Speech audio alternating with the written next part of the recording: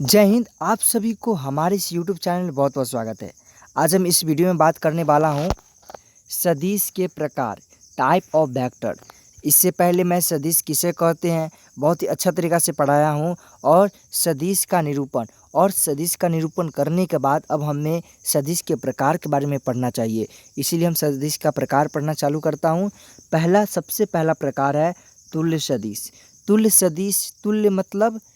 तुल्य मतलब समान सदिश, यानी कि बराबर सदिश। इसको इंग्लिश में हम इक्वल वेक्टर बोलते हैं। क्या इंग्लिश में इसको हम बोलते हैं? Equal vector. हम इसको डिफिनीशन पढ़ते हैं। वैसे समानांतर सदिश जिनके परिणाम और दिशा दोनों समान हो, तुल्य सदिश कहते हैं। देखो, तुल्य सदिश को होने के लिए क्या क्या चीज़ का ज़रूरत हो कि वो सदिश हो, वो सदिश हो जो समान हो। मान लेते हैं ये ए वेक्टर है और ये बी वेक्टर है। तुल्य सदिश होने के लिए सबसे पहले क्या हमको होना जरूरी है? सदिश समान, दो सदिश होना चाहिए। देखो, आप किसके साथ तुलना करोगे? आप किसके साथ तुलना करोगे? कोई जब दो सदिश होगा, तुल्य सदिश मतलब तुलना करना, और वो तुलना जब समान, तुल्य मतलब तुलना करना, और या इसको हिंदी में हम बोलते हैं समान सदिश। कोई भी चीज़ का तुलना हम कब करते हैं? जब दो वस्तु होती है तभी तो हम करते हैं तुलना। क्या? जब दो वस्तु हमारे पास होती है तभी उसका हम तुलना कर पाते हैं। और ये बात सदिश पर है, तो हमारे पास दो सदिश होना चाहिए। अगर जो सदिश का डायरेक्शन यानी कि दिशा समान हो, ये भी इस दिशा में जा रहा है और ये भी इस दिशा में जा रहा है, यानी कि दोनों का डायरेक्शन समान होना चाहिए, और दिशा समान होने के साथ साथ उसका परिणाम, जो उसकी लंबाई है, वो भी मान लेते हैं कि इसका लंबाई a मीटर है, तो इसका भी लंबाई a मीटर ही होना चाहिए। बात समझा? और ये वेक्टर अलग अलग हो सकते हैं।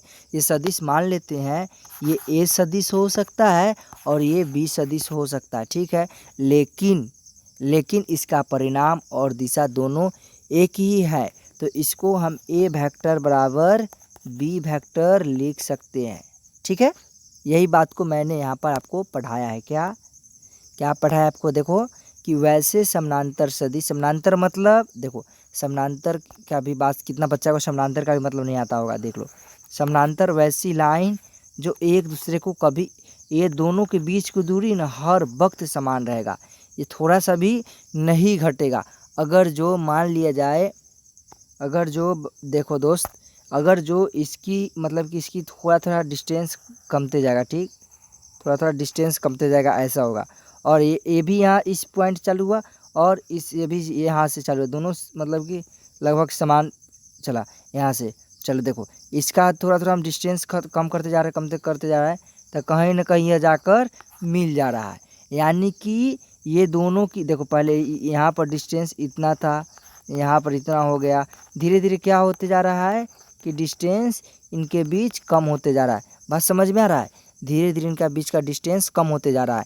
यानी कि वैसी रेखा हमको नहीं चाहिए जिसके बीच की, वैसी दो रेखा हमें नहीं चाहिए जिसके बीच की दूरी कभी कम हो। यानी कि ये यहाँ से चले, ये मान लीजिए सीधी रेखा से चले, एकदम सीधे जाते रहे, क्या, और ये यहाँ से चले तो यहाँ से ये सीधे जाते रहे, तो ये क्या हो गया? मेरा समानांतर सदिश हो गया, ठीक है। समानांतर तुल्य सदिश या समान सदिश या बराबर सदिश होने के लिए सबसे पहले हमें दो सदिश होना क्या चाहिए? दो सदिश होना चाहिए, समानांतर सदिश, जिसका हम नाम a वेक्टर एक को देते हैं, दूसरा का नाम हम b वेक्टर देते। क्या? दूसरा का नाम हम b वेक्टर देते, ठीक है। और इसकी लंबाई समान होनी चाहिए, यानी कि इसका परिणाम दोनों का समान होना चाहिए। जब समान सदिश होगा तो परिणाम भी क्या होगा? सेम ही होगा।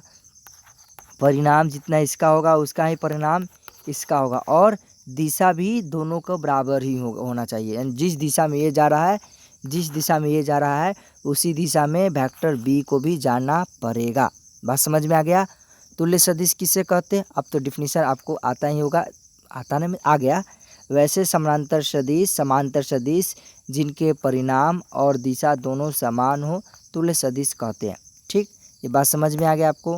बात समझ में आई है ना अय्यर जी? आया? हाँ जी आ गया। ये ले लिए हम एक वेक्टर ए और ये वेक्टर बी, क्या दोनों कभी एक दूसरे को काट सकते हैं? नहीं, क्योंकि दोनों का बीच की लंबाई हर जगह एक ही रहेगा। ठीक है, अब देखिए तो देखो इसका अगर जो लंबाई है जितना ही लंबाई ये है, ठीक, जितना ही लंबाई ये है और इसका ए वेक्टर नाम है, उसको इसका बी वेक्टर है, इसका जितना परिणाम है मैग्नीट्यूड ऑफ ए दे देते इसका, ये जितना परिणाम इसका है उतना ही परिणाम इसका है और एक ही दिशा में, तो क्या ए बराबर बी हम नहीं लिख सकते हैं? जब दोनों एक ही सेम हो तो दोनों को हम ए बराबर बी लिख सकते कि नहीं लिख सकते? उसी प्रकार ये वेक्टर है, जब दोनों समान इसको हम समान लिख दें। ठीक है, तो ये हमारा समान सदिश हो गया। बात समझ में आया? अब हमको कौन सा सदिश पढ़ना है? ऋणात्मक सदिश या विपरीत सदिश या उल्टा सदिश को हम बोलते हैं। ठीक है, देखो थोड़ा सा जी अय्यर जी, ठीक है, ऋणात्मक सदिश या विपरीत सदिश या उल्टा सदिश, इसको इंग्लिश में हम निगेटिव और अपोजिट वेक्टर भी बोल सकते हैं। चलिए, ज़्यादा समझने का नहीं, बस दिमाग दौड़ाने का भी नहीं, बस याद हो जाना चाहिए और समझ जाना चाहिए। ज़्यादा समझने का, ज़्यादा दिमाग दौड़ाने का नहीं। वैसे समानांतर सदिश हो गया ना, मतलब कि अगर जो कोई ऋणात्मक हो या धनात्मक हो या कुछ भी हो, उल्टा हो सीधा हो, उसके लिए हमें मतलब कि कंपेयर करने के लिए दो सदिश हर वक्त चाहिए। और वो क्या होना चाहिए? ऋणात्मक सदिश में भी क्या, इसका बस हम डायरेक्शन उल्टा कर देंगे। देखो ऐसे सुनो, एक यहाँ पर मूल बिंदु लो, इसके सामने से यहाँ पर, हाँ यहाँ पर भी मूल बिंदु लो। ठीक, ये 10 मीटर इधर गया, ठीक, ये 10 मीटर इधर गया। अबे यार थोड़ा टेढ़ा हो गया ना, 10 मीटर ये भी इधर गया। ठीक, जितना ये चला ये भी 10 मीटर चला। ठीक, थोड़ा सा यार नया मतलब कि दिक्कत होता है लिखने में, इस पर 10 मीटर ये भी चला और 10 इसका थोड़ा सा और लंबाई कर दो 10 मीटर, हाँ 10 मीटर ये भी चला। बस इसका अंतर क्या है? तुम्हें अंतर क्या लग रहा है? अगर जो तुम चाहो तो इस वेक्टर को उठाकर तुम इधर रख दो, क्या ना ठीक नहीं होगा? ऐसे ऐसे डॉटेड लाइन से, ठीक है, समझ गए बात समझा ना? इस सदिश को तुम उठाकर यहाँ पर रख दो, ये भी 10 मीटर। बस बात क्या है? इसका डायरेक्शन अलग है और इस सदिश का डायरेक्शन अलग है। बस इतना ही का अंतर है। और क्या है? इतना ही का अंतर है और कुछ नहीं है। बस ऋणात्मक सदिश में डायरेक्शन क्या हो जाता है मेरे दोस्त?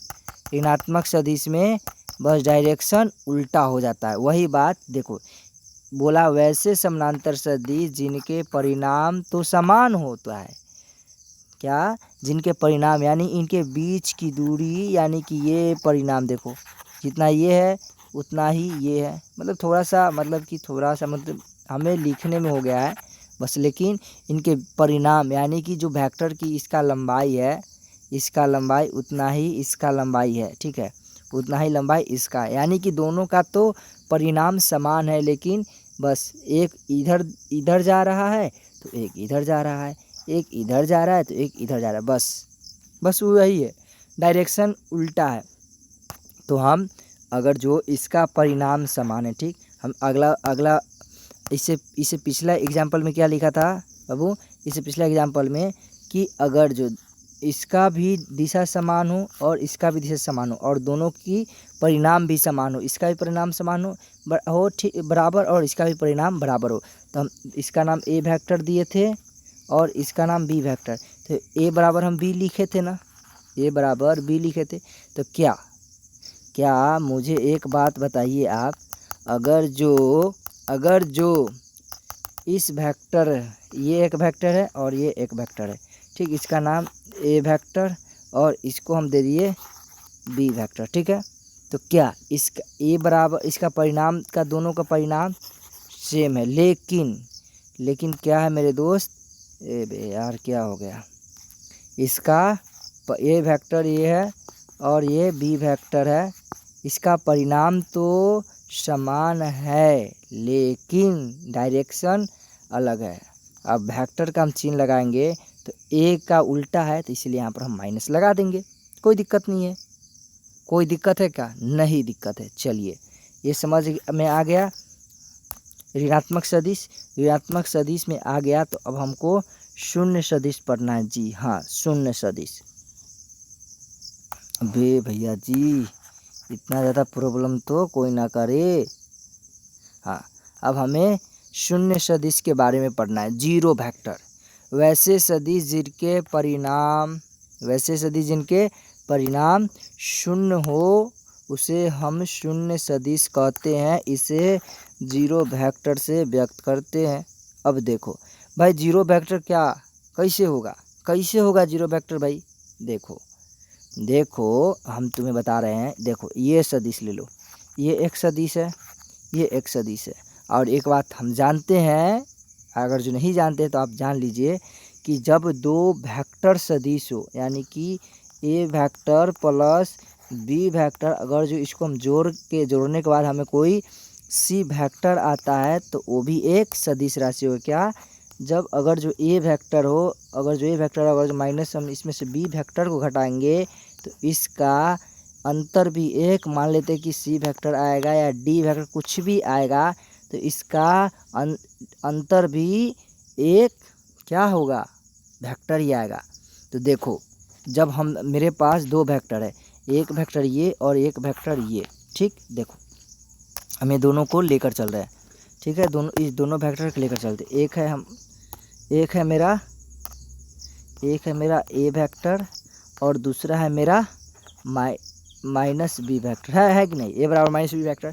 क्या ए बराबर, अब अगर जो हमको जोड़ना है, ठीक है, अभी दोनों वेक्टर को हमको जोड़ना है, ठीक। तो ए वेक्टर प्लस ये माइनस बी वेक्टर हो गया कि नहीं हो गया? बताइए आप, हो गया कि नहीं हो गया? हमको जोड़ना है तो दोनों मिलकर क्या होगा? ए माइनस बी बराबर क्या आएगा? अब बताओ, हमें बताओ क्या आएगा? क्या आएगा बताइए आप। देखिए ये माइनस बी के जगह पर हम ए रख सकते हैं। क्या ए रख सकते हैं? हाँ, क्यों नहीं रख सकते हैं? चाहे एक जगह पर माइनस ए बराबर जब माइनस बी है ये है तो माइनस बी की जगह ए रख सकते हैं और ए की जगह बी रख सकते हैं। तो हम क्या करते हैं, माइनस बी के जगह ए की जगह माइनस बी रख देते हैं। क्या हुआ? ए की जगह, अबे यार कितना गलती, माइनस बी की जगह हम ए रख देते हैं, ठीक। तो ए माइनस ए क्या हुआ? ए माइनस ए। बात क्लियर हुआ कि नहीं बाबा? नहीं हुआ। चलो इसको मैं फिर से समझा देता हूँ, क्योंकि मेरा ए बराबर माइनस बी वेक्टर, ठीक। अगर जो इसको हम जोड़ते हैं तो देखो ए बराबर, जब दोनों सेम है तो माइनस ए भी हो सकता है कि नहीं हो सकता है? जब दोनों सेम है, ए बराबर बी है तो ए के जगह हम ए रख सकते कि नहीं रख सकते? रख देंगे, क्या दिक्कत है? तब जब दोनों को हम जोड़ेंगे ए प्लस माइनस, अबे साला इतना प्रॉब्लम का है तुमको समझाने, मेरे को लग रहा है बे। ए प्लस, अब देखो जब ये दोनों को हम जोड़ेंगे तो ए प्लस माइनस ए ये वाला हो जाएगा, ये वाला माइनस ए हो जाएगा ना। तो यहाँ पर माइनस ए बराबर क्या हो जाएगा? जीरो आएगा ना।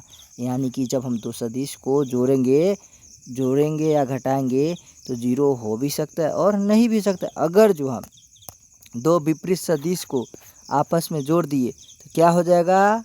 जीरो आ जाएगा। अगर जो हम, अब देखिए ए और बी समान सदिश है, क्या ए और बी समान सदिश है तो बी बराबर ए लिख सकते हैं कि नहीं लिख सकते हैं? हाँ। अगर जो हम ये दोनों को घटा देंगे, दोनों को हम ए माइनस बी कर देंगे तो क्या होगा, ए माइनस बी की जगह ए रख दो बराबर 0 सदिश आ गया कि नहीं आ गया, मुझे बताओ, आ गया ना। चलिए हाँ, बी की जगह हम ए रख दिए, ये इक्वेशन 1, ये इक्वेशन 2, उल्टा पलटी कर दी, दोनों तो एक ही है ना, बस उल्टा पलटी आपको समझाने के लिए कर दिया बस।